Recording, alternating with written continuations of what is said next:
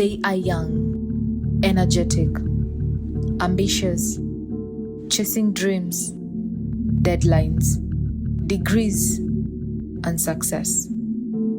But behind the smiles, the social media posts, and the fast-paced lifestyle, a silent crisis is growing. Diseases once associated with old age are now affecting young people in alarming numbers. High blood pressure, diabetes, obesity, heart-related complications. Conditions many believed belonged to another generation. So what is happening?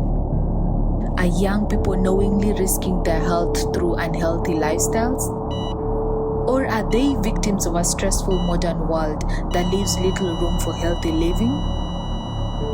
This is Too Young to Be Sick, an investigation into the rising wave of lifestyle diseases among youth.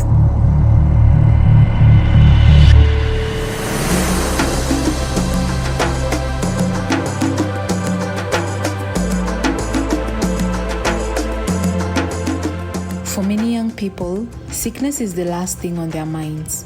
Most rarely go for medical checkups. Many assume that youth automatically means good health.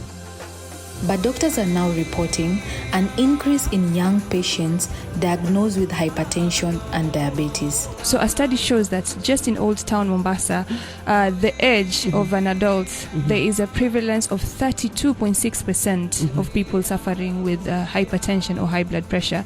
And in the country at large, that's 24%. And in region like Kilifi, which is also at the coast, it's approximately 26.5%.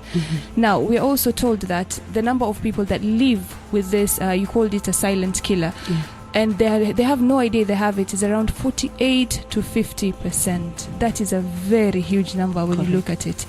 We hear from Iris Natasha, a 24-year-old university student, as she opens up about her journey living with hypertension and the challenges it has brought to her daily life. At first, it's something you actually deny on having because it's so, at this age and time, it's so rare. My early symptoms were headaches, constant headaches, and as a normal individual or as a normal Gen Z, kitu nilikuwa nafanya ni nameza mara moja. So every time I could get the headaches, and I just sort with mara moja, thinking it was a normal headache. Fatigue. So the headaches kept pressing,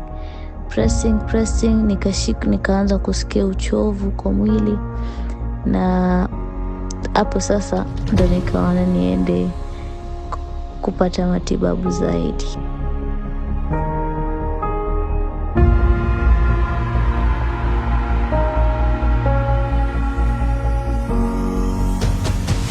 Modern life is fast.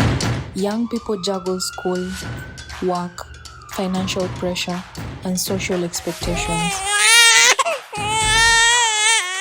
Meals are skipped. Sleep is sacrificed. Fast food replaces balanced nutrition.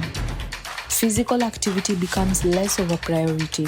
Sometimes I leave class late. I'm tired. And the easiest thing is chips and soda. I know it's unhealthy, but it's affordable and convenient. Cheap processed foods are more accessible than healthy meals. Long hours seated in classrooms, offices, or online contribute to increasingly sedentary lifestyle. Experts warn that these daily habits, repeated over time, are slowly damaging young bodies.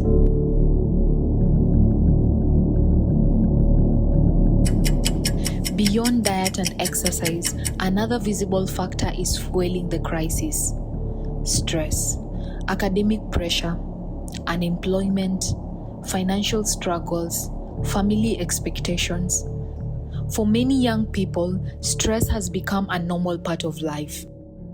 Dr. Hafida Ahmed, a counselor and self-mastery coach, speaks about her experience counseling young people. When we are stressed, we are under stress, our brain senses threat, and in a bid to protect us, it releases stress hormones like cortisol, adrenaline, which is fine at first. But when you are constantly exposed to stress, then you have constant high levels of cortisols that could be counterproductive.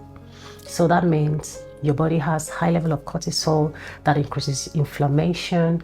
There's inflammation, and inflammation would lower your immunity, leading to physical health issues, cardiac problems, bone problems, joint problems. There's increase in risk of autoimmune diseases, cancer, etc. Some cope through emotional eating, others turn to alcohol, smoking, or isolation. Yet many fail to recognize the connection between mental stress and physical health. The body keeps score, even when the warning signs are ignored.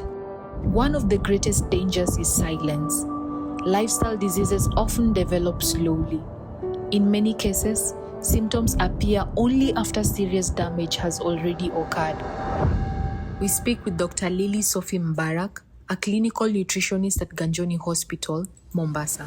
Ukiangalia statistics za Mombasa, inasema it's between 24 to 32. For the last 1 year, we have registered around 11,700 and something diagnoses when yamepatikana na hypertension. MACU, 7,600 and something ni wanawake, and then the lesser amount ni wanaume. But sisi wanaume celebrate. I am assuming, and it's something which is there. Most of the women wako very willing and ready to go for checkups, wako hospital now and then, but for the men, rarely do they go for these checkups, rarely do they go for hospital routine medications and stuff.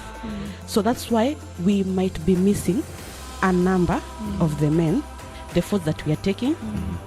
As I said earlier, the nutrient deficiencies is one of it's also part of that. Okay. And then we don't do exercise. And tumezoea sedentary lifestyle in Mombasa.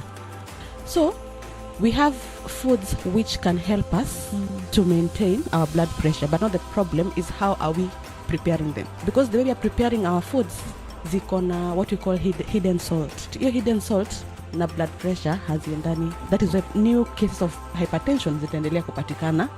Lakini the hidden salt kwa hizo vitu za street foods, kwa zile foods tunabeba kwa supermarket, ziko na salt nyingi yenye iko hidden.